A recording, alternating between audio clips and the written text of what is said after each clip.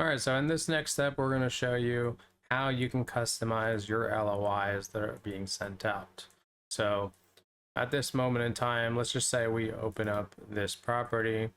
This is how the LOI was sent out. You got your signature. You're more than welcome to update that in the My Staff section. But we have all of this text, right?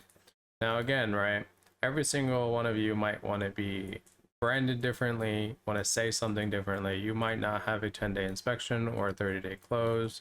You might not pay all reasonable closing costs. You might say some other different terms and so forth. You might not take over solar panel payments on a subject to deal, whatever, right? And so in order to actually modify these templates, what we need to do is go to the marketing over here to the left menu and then click on emails. Once you click on emails, you will see the option of clicking on templates, right? Once we click on templates, you'll see that we have a bunch of folders down here. So if you're working on market, this is the folder for the on market offers. And if you're working off market, these are the templates for the off market. So just keep in mind, you can customize them both if you're doing both. If you're just doing on market, you can customize just the on market ones. For this example, we're just going to customize one of them. So I'll just go into the on market since I'm sending on market deals right now at the moment.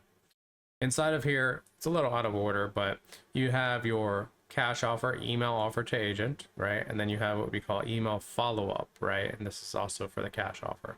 There's a hybrid follow-up. It's a seller finance follow-up 3. And so the way it's designed is there's an initial offer, so there's 1, and then there's 3 follow-ups. The second follow-up is always going to be what is called our discount offer, and that goes out. So just keep that in mind. I'd recommend you guys at least update, the branding and the wording of at least the initial offers that go out. For example, your cash offer. Well, in here, there is a template proof of funds, right, as an attachment. You might want to upload your own because right now it goes to one of my old proof of funds inside the system.